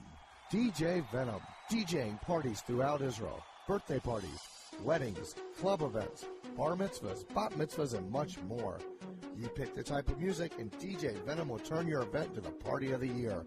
Available Sunday through Thursday. Call 052-952-6506 or email djvenom1984@yahoo.com. That's 052-952-6506 or email djvenom1984@yahoo.com. Book your party today. That's DJ Venom. This is Dimitri Salita, and you're listening to IsraelSportsRadio.com. Building love of Israel, one sports fan at a time. IsraelSportsRadio.com. All right, back here, Louis Live. On the last portion of the program, we're going to do a PTI special. So we're going to recap everything that happened in July, since we're right at the end of July. Tomorrow's the last day of the month. And we're going to recap a lot of stuff that happened, believe it or not. Right. July is a dead month because it's right after the NBA Finals. But a lot of stuff Free did happen. agency, trades in baseball. And I want to make an announcement. Speaking of trades in baseball, we're very excited to have on the director of play, or the third in charge. I'm forgetting the title right now, but it's after the GM, he's in charge of the Tampa Bay Devil Rays. So that's a very big guest for us. Tampa Bay Rays. Tampa Bay Rays. Everyone keeps telling me Rays, and we're also working on a lot of things for this month. Larry Brown, we've been in contact with SMU about having him on. We're going to have a former GM of the Dodgers on, Fred Clare. A lot of great people, again, from ESPN, Mark Stein, Tommy Smith. I'm trying to think of other names. We're going to try Dan Shulman again this month. College football's coming up, so Bruce Feldman maybe at CBS Sports. So it's going to be a big month here in August. I guess August isn't here yet, but yeah, let's get started, Ari. What do you say? Let's do it. Let's go back a long time ago. My first question for you, Ari, is Steve Nash joined the Lakers a couple days ago. Antoine Jameson joined the Lakers. The starting five right now for the Lakers: Steve Nash, Andrew Bynum, Kobe Bryant, Ron Artest, and Pau Gasol. Is that a championship team? Go. It's a team good enough to get to the NBA Finals.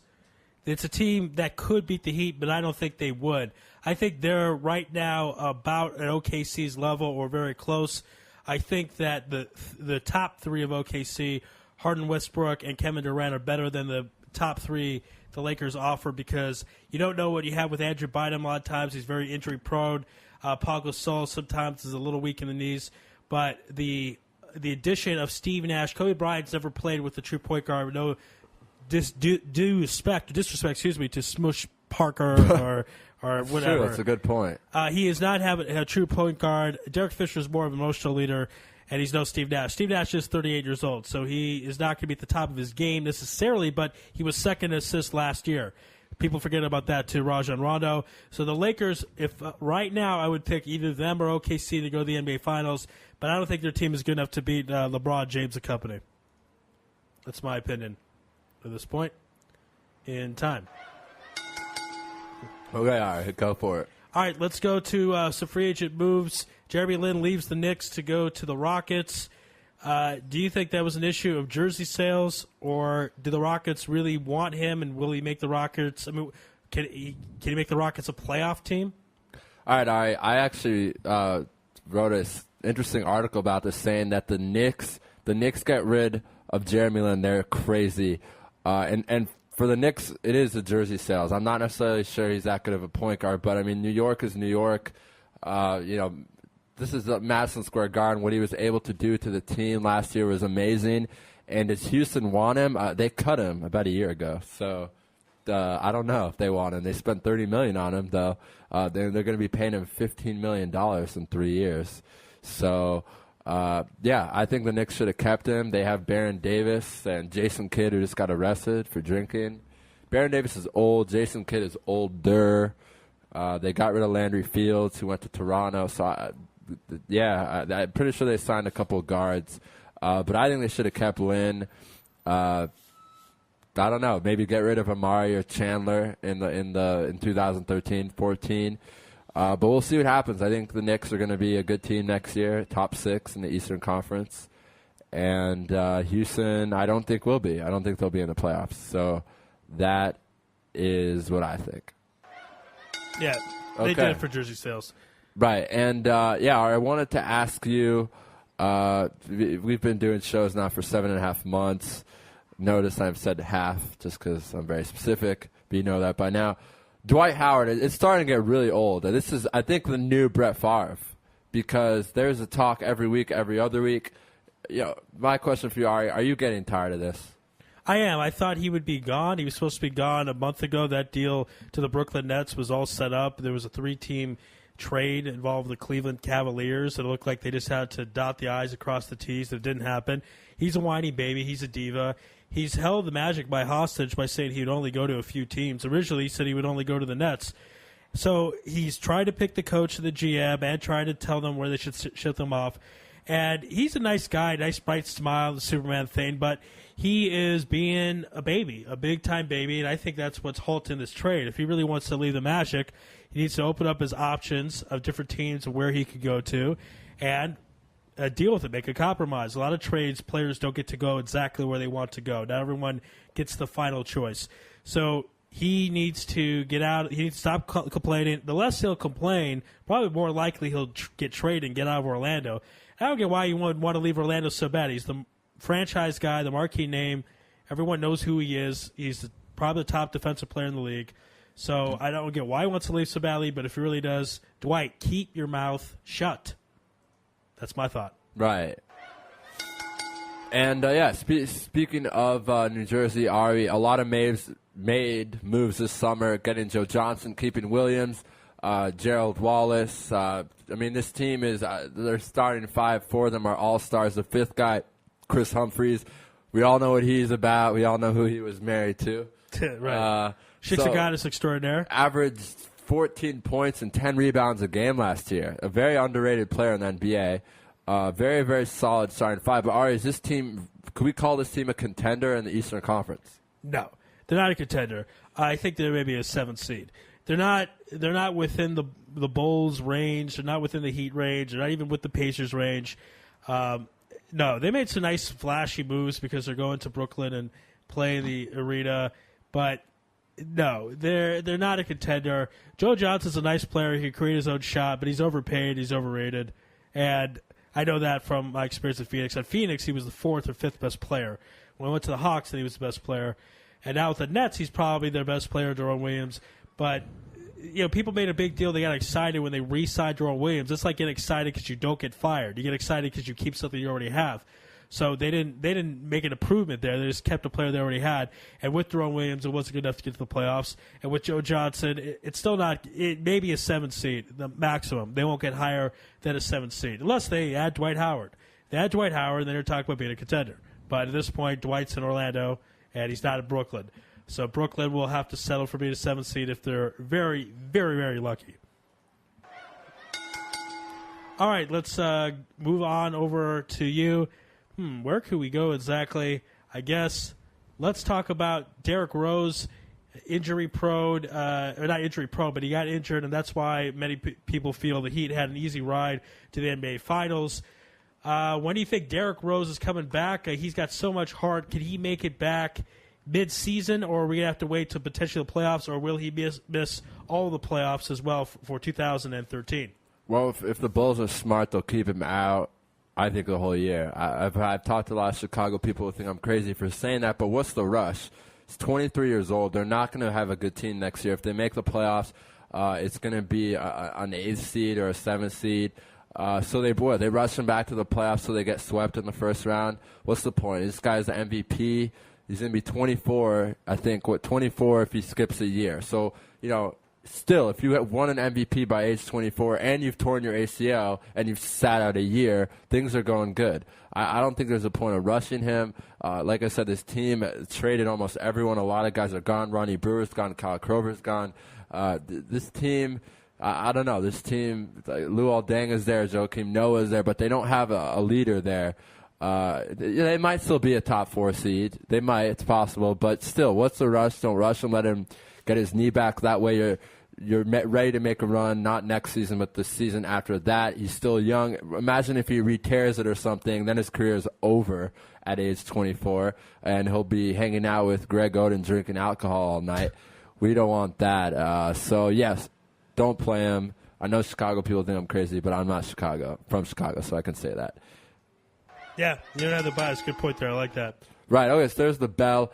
Ari, I want to ask you, I've been talking about this with Andy a lot, on air, off air. Can this USA team, beat the Dream Team? They can, actually, and I'll tell you why. There's only one reason why. The Dream Team players, when they played on that team, were not in their prime. They were not. Larry Bird, as discussed yesterday's program, people forget Larry Bird was 3 years older than Magic Johnson, and Magic Johnson was done. Magic Johnson was already retired. Larry Bird and Magic were past their prime. Jordan obviously was in his prime. Jordan and Barkley were in their primes. David Robinson was very young. David Robinson, well, not very young. He was 20. He was drafted in '88, but sat out for 2 more years because of the Navy. So started playing in 1990. So only played a few years. You look, LeBron's in his prime. Kevin Durant, because he started early, is close to his prime or a few years away from it. They could play with them. I think at the end of the day, though, the Dream Team in 1992 would win. And if they both teams matched up in their prime, then it wouldn't be close. Then the team in '92 would blow them out by at least 20 points.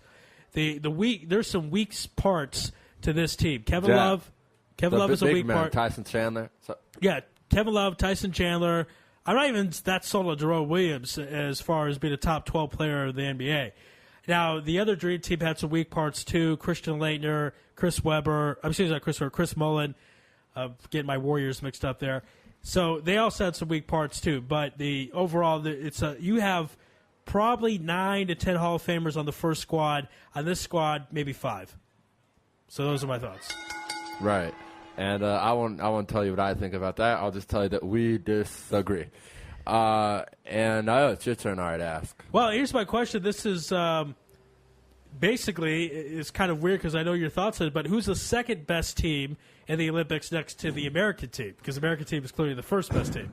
Well, Ari, I'm happy you asked me that. And if Andy's listening out there, I hope you get this in your head. Spain. And I've been saying this for a while. And not only are they the second best team, I think they're the best team. You think they're the second best team, but I think they're going to beat the USA. I think everyone's going to be shocked. I think Michael, whatever his name is, Michael Wilbon, or the other funny guy who always yells at the TV, are going to get on the TV and say it's an embarrassment, it's a shock. But it's really not, because you look at the big men, you look at the Gasol brothers. I know Mark is injured right now, but you look at what they have. You look at Serge Ibaka, who's probably a top 5 big man in the league. It's a scary thing to say since he doesn't score much, but he really is. I like the Spanish team. I like what they can do. They played the USA close in the exhibition. Brazil is also a very good team. Argentina is a very good team. But Spain, watch out for Spain when the USA plays. I'm predicting a win for Spain, if not a close game at least, like it was last year, or not last year, in 2008, Ari. It was a 3-point game in the fourth quarter in 2008. They were toying with them. They were toying with them. All right, that's an American's answer. I'm still waiting for Team Canada to qualify, and Steve Nash is the GM, so hopefully he'll lead us to the promised land. But that's off topic, so I'm going to move on to the next topic. Okay. And I want to talk to you about the Boston Celtics. They made a lot of interesting moves. They let Ray Allen go. They added Jason Terry. They added Jared Sullinger, who's one of the best college basketball players in Ohio State history. They've done a lot of things. So do you like it's kind of like Terry for Allen. What do you think about that? I think you had to do that because Allen was involved with so many trade talks and very closely was traded to the Memphis Grizzlies for O.J. Mayo. You really weren't going to breed him back, even though he's part of the big 3 or the big 4 or what have you. Ray Allen also is at the end of his career. He was drafted in 1996 along with Kobe Bryant, but played in college. So he's up there in age, up in the late 30s. Jason Terry is also old, but I think he has more gas in the tank because he spent so much time coming off the bench. Remember, Jason Terry wasn't a starter most of his years in the league, so he has less minutes, less wear and tear, less tread on the tires, if you will, and I think he would give them a bit of a boost of energy up in Boston for the Celtics. And how much do you need out of him? I mean, now really Rondo is the leader of the team. He's running the team. You have Kevin Garnett coming back for 3 years. Still have Paul Pierce. If Terry can add 15 points a night, maybe 20, Celtics are in pretty good shape. Remember, they went to the Eastern Conference Finals last year and took Miami to 7 games. So it's not like they're that far away from potentially going to an NBA Finals. Again, I'm not predicting that they will, but they're right around there. They're close. I don't think Terry will push them over, but Terry will keep them at least in the same spot they were last year, maybe a little bit better. Yeah, and Terry is a sixth man, and that's what Ray Allen became once Avery Bradley started. But Ari, I think it's time to move on to baseball, and I believe it's your question, so ask away. There's been a lot of huge things going on.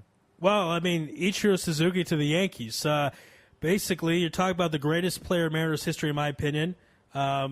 I mean, some would argue Ken Griffey Jr., some would argue Alex Rodriguez. Griffey has more home runs, but Ichiro, if you factor what he did in coming at age 28, and he won the MVP and the Rookie of the Year the same year, all those hits, he has the record for hits in the season. Great arm, out in the outfield, fast, used to steal bases when he was a little younger. So he's going out to the Yankees. Here's my question. Who is the greatest Mariner of all time? Yeah, Ari, I completely agree with you because Ichiro hasn't played for anyone else. You know, Ken Griffey left. Eventually, A-Rod left. Was it for Texas? So you got to go with Ichiro for the best. I mean, Ken Griffey is, in my opinion, the better out of all the three. I like Ken Griffey more than A-Rod, and that is because A-Rod's steroids. But yeah, I agree with you. I think as a player, as a guy who will be remembered as a Mariner, you think of Ichiro with Ken Griffey. You think of him going to the Reds, and then didn't he go to another team? He went back to Seattle. Didn't he go somewhere after the Reds? Yeah, at the end he went back to Seattle. The White Sox for a little bit. He was on a couple teams, and Ichiro's not going anywhere. This is it for Ichiro, and hopefully he can win a ring.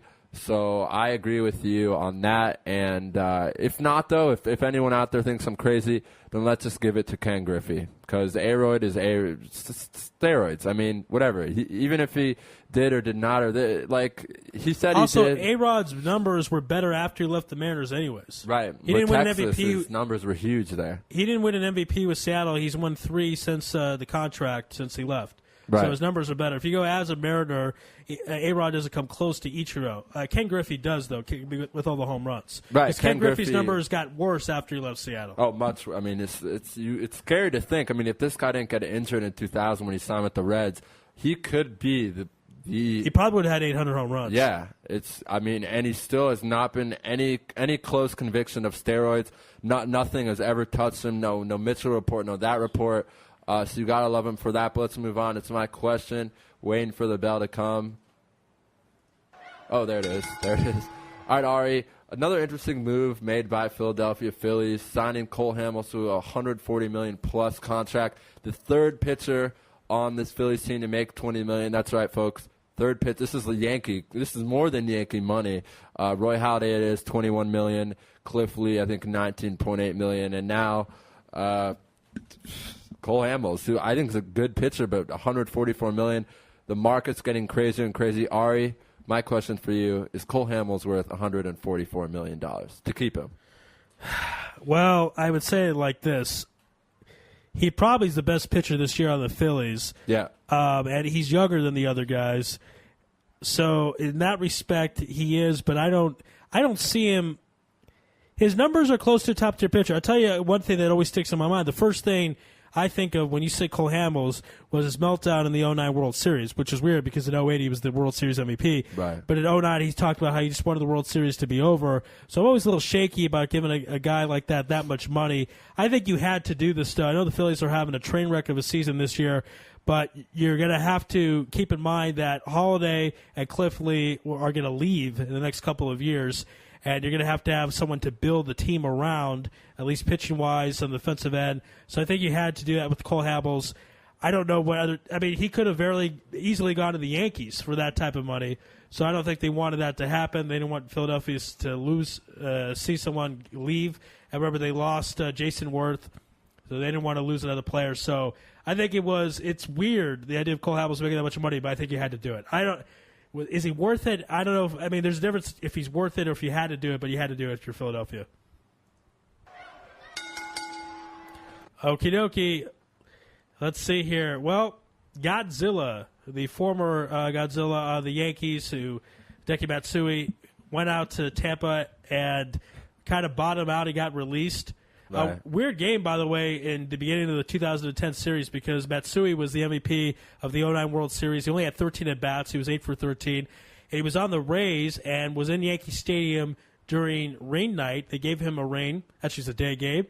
And then at the end, he faced Mariano Rivera with a chance to win the game, and I believe Rivera got him out. So where do you rank? Is Godzilla one of the bigger disappointments of the last decade? Yeah, he was a guy who there's a lot of hype. He's kind of like the guy who went to the Cubs, Fukumatsu, whatever, the guy who came from Japan who had a lot of hype, played for the Cubs for a couple of years. I don't know what team he's on right now. But the thing about Godzilla is he did have a couple of good years for the Yankees. He was an all-star, I believe, for a few years. But, was he an Ichiro-type player? No, he was not an Ichiro type player. He was not able to do what Ichiro did for Japan, and I think he needs to go back to. He's probably going to be stupid and sign with a team, or someone's going to get him off waivers. But I think he should go back to Japan, take that money, and go sit at home and hang out with his kids because his career is over. All right, I wanted to ask you. Oh. Okay, I guess it's telling me to stop talking, but no, really. All right, did you know that Edwin Encarnacion on the Blue Jays has 28 home runs? That is my question. No, I didn't know that. Okay. It's probably the more quiet 28 home runs that you've heard of. Right. So the answer is no. I didn't know The answer is no. I had to ask that because he's top 5 now, and Batista's right there with him. So 2 Blue Jays in the top 5. We're 3 games out of the wild card. I mean, I know this is not part of our segment, but I had to do a Blue Jay rant. Oh, God. Ari, go for it. All right, so my question out to you. Who would you rather have on your ball club, Josh Hamilton or, the gentleman for the Pirates, who is Andrew McCutchen. Andrew McCutchen, yes. Josh Hamilton or Andrew McCutchen? I mean, is this overall or this season? That's a tough. I mean, it depends on so many things. Be more specific, please. Would you you start a team tomorrow and you have to pick one of the players?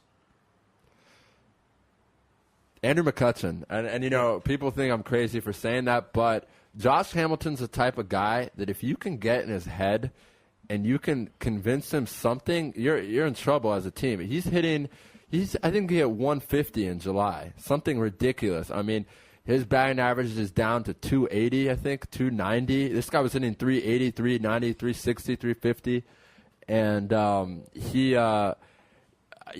So Andrew McCutchen, he's young, he's an all-star, he's representing Pittsburgh, he's hitting over 300.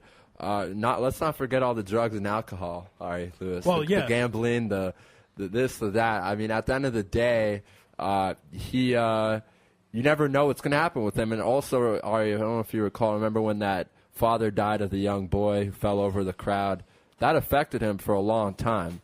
And something's going on with Hamilton. Hamilton's not young either. I believe he's 32 or something. 30? Yeah, Andrew's younger. Right. So, Andrew, and he's faster. He's cheaper. That's for damn sure. Much cheaper right now, but you never know what's going to happen with that. But yeah, that's my opinion on that. Let's move on now to some more interesting baseball news. And a lot of reports right now, Ari Louis, that the Boston Red Sox are done with Josh Beckett. They're ready to let him go.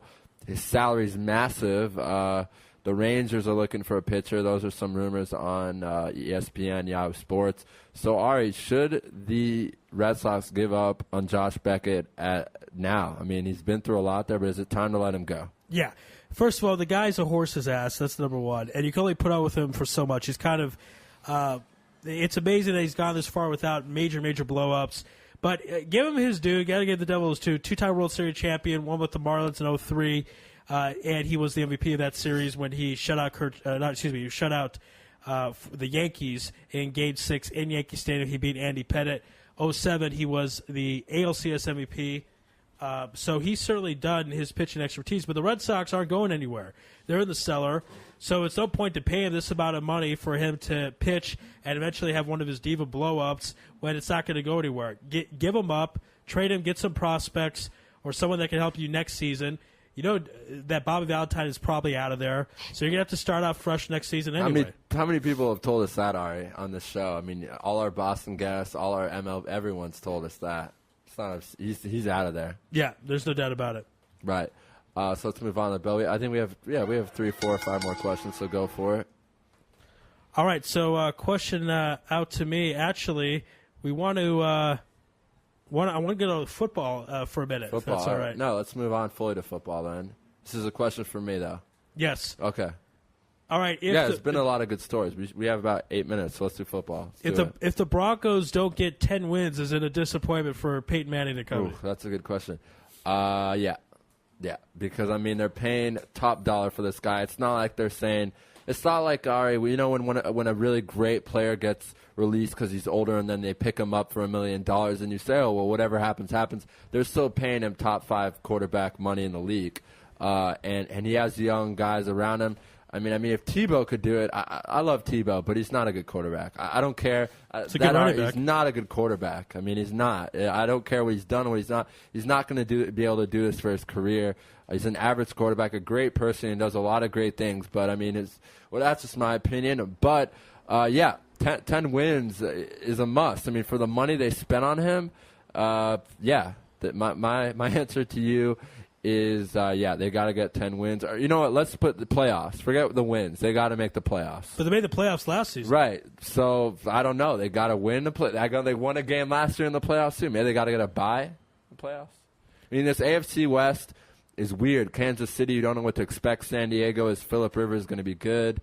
And then I don't know. It's Oakland's up and coming. It's a pretty good division now. I think AFC West. Yeah, every team went 500 last year. There was no bad team in it. So, or no, last year the Kansas City Chiefs, were bad. But the year before that, they won the title. So you don't really know. It seems to be rotating now between the Broncos, the Chiefs, and the Chargers won, I think, the division with 4 years in a row with Gates and Phillip Rivers just dominating. But now Oakland McFadden is there, and they got Carson Palmer. But let's move on. I have a question for you. And really big news out of Indianapolis. Finally, the Colts were able to figure something out with Andrew Luck. That's been going on for a long time. Ari, how many wins? 2 wins last year for the Colts. How many wins this year? Well, if Cam Newton took a 1-15 team to 6 wins, you figure Andrew Luck should be expected to be somewhere around there. Right. I don't know if Luck his rookie year is going to be as good as Cam Newton. I was very surprised and almost apologetic because I thought running quarterbacks don't do so well in the NFL. Cam certainly proved me wrong. And I think you have to expect from Andrew Luck at least 6 wins. Remember that this team last year with the Colts that was a disaster. The year before that, a success. Granted, you know they lost Peyton Manning. Andrew Luck isn't Peyton Manning, but he's supposed to be the franchise quarterback. He's supposed to eventually be as good as Peyton Manning. So I think you have to expect at least 6 wins. Peyton Manning, by the way, his rookie year started every single game, played every single snap. Right. There's going to be a lot of pressure on this kid to come in to be Peyton Manning and to do the same thing Peyton did in his rookie year. I don't know if he's going to get to that point, but I think it's fair to get at least 6 wins and expect that from the youngster Andrew Luck. All right, take it away. All right. Well, your Patriots, they don't really seem to stifle. They seem to be fine. They, of course, made the Super Bowl last season. What do you expect out of them in New England this year? 14-2. 14-2. Been saying this for a long time. 13-3 last year, 10 wins in a row. A pretty difficult schedule, but a lot of great ads. Brandon Lloyd. A pretty different schedule. They didn't play. Most of the teams they played were not 500. No, I'm saying a difficult schedule this year. Oh, okay, yeah, last year, very easy schedule. This year, very hard schedule. A lot of good teams. The Ravens are coming in. They're playing a lot of very good teams. So this year, harder schedule, but 13-3, 14-2. The Dolphins, Tannehill, yeah. The Jets I don't know what's going on with the Jets. And the Bills, they gave $80 million or $50 million to Fitzpatrick. It definitely wasn't worth it. They gave it to him after they started 3-1, and they ended the season 6-10. So I'm not worried about the AFC East at all. Like I said, Brandon Lloyd was coming in 2010, was top 5 in every category in the NFL, believe it or not. Joseph Addai will be great at running back. The Patriots have never had a good running back. My boy Kevin Falk is coming back. He's had a torn ACL the past year and a half. He's the guy we always counted on our third downs. Wes Welker is going to be motivated after dropping that catch. Deion Brandt's rumors are in New England is last year. So this is kind of a last run for this group of veterans. Matt Light just retired, one of Brady's protectors the last 10 years. He's going to be playing for ESPN, or not playing, announcing. So, yeah, 14-2, 13-3, 12-4. Playoffs, easy bye for sure. I'm excited. It's going to be a good season. And, Ari, I have an interesting thing here that I've been actually very interested to ask you about. Khalil, who's a lineman on the Carolina Panthers, took out an ad in the Charlotte Observer, one of the big newspapers there, and guaranteed Super Bowl for the Carolina Panthers. I like the team. I like Steve Smith and Cam Newton. I like Cam Newton. They have good linebackers. They have good defense. Yeah. What do you think? What do you think about this? Sorry. He's nuts if he really believes they're going to the Super Bowl and winning it. But the question is, do you like a player doing that? It breeds some attention. It might give them some confidence, but on the other hand, it might put an X on them for the other teams to say, oh, haha, you think you go to the Super Bowl, let's give you a little bit harder of a hit than we normally would. As I said earlier, they were 6-10 last season. I don't know, maybe they can get to 8, 9 wins. They're not going to the Super Bowl. That's psychotic. To think about that, they would be better than the Green Bay Packers or better than the Saints. I mean, that's just... Or the Falcons in their division. All right. They're not the best team in their own division. So that's insane. But he really put his money where his mouth is. He actually bought the ad. He paid for it. Yeah, good for. I mean, that's a common thing to do when you leave a city and you're thanking them. Right. Not Shaq did that. Right. With LA. Right. A lot of people have. Ray Allen just bought a page in the Boston Herald to thank everyone. So, yeah, we'll see what happens there. Ari, you ask one, and I'll ask one, and then we'll wrap up a great show. All right, so the Jets, Tebow, I've talked about this a lot, and Tebow actually the other day was caught running in the rain. I mean, everything he does is being reported out at this point. Right. But, and they made a joke about him running in the rain without a shirt and all this kind of stuff. But I want to know, I'm going to keep asking this question. What does it take I know your question. For Tebow to get in the line? At 1-3, 1-2 for Mark Sanchez. No, okay, so you need, again, be more clear. Starter or just get in? No, to be the starter. Oh, to be the starter? I'm going to go ahead and say I think that Rex Ryan is going to make a statement, and I think that Tebow will not start this year at all. Wow. No matter what, because they're not going to go 0-6, and I'm going to say 0-5. Even if they're 1-4, the Jets fans are crazy. But let me put it to you this way. If you put Tebow in as a starter, you've got to get rid of Sanchez immediately. You have to, because you can't give him a big contract. They gave him $40 million this offseason. You can't give him a big contract and then say, hey, we're going to put in Tebow as a starter. You can't do that. I mean, football is a weird sport. It's a very weird sport where sometimes they worry more about the business than winning. But they can't do that, because then how is Sanchez supposed to feel? I mean, not how is he supposed to feel, but why would he want to be there? They don't have confidence in him. He has led them to 2 AFC championship games. No one else could do that for the Jets, and Brett Favre couldn't do that. So I say never. I mean, I say we're going to see him a lot. He's gonna maybe Favre will do a couple. Tebow will come in and do a couple snaps here and there. But yeah, no, I don't think that's going to happen. And if you type in Cheers credits. Okay, what's your last question? Hold on, all right, hold on. We gotta have the bell, because until the bell comes, I can't ask you a question. So let's wait for it. Okay, the bell's there. My last question for you, Ari, is have you been watching the Olympic soccer tournament? No. All right, that's going to conclude our show for tonight. We had a great show, and want to thank everyone on Christine Brennan from USA Today. Right. And before that, we made the call out to Ghana. Right, that was awesome. That was probably one of my favorite interviews. Kent Mensah. Mensah is like the Smith and Cohen of Ghanaian people. Very exciting interview. Talked to him about African football, everything it's accomplished.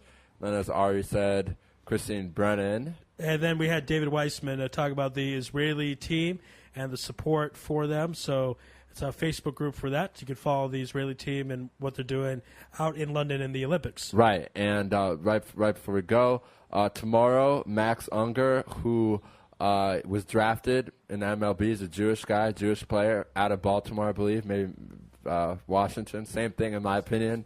Silver Spring, whatever, Maryland, I guess. Drafted to the Nationals, decided not to go to the Nationals. We're going to have him on. We're going to have a European basketball analyst on. And there's going to be more talking with Ari and I tomorrow. Later in the week, Dave Gershwin from ESPN, Terry Moss, who's a world-renowned women's boxer, Ari Bluestein, Nissan Pereira to talk some Israeli hoops, Israeli soccer. Later in the week, Clonari Carter, Yolanda Mori won 2 championships with the Houston Comets, I believe, Cheryl Swoop's team. David Jones from Sky and BBC to talk some football.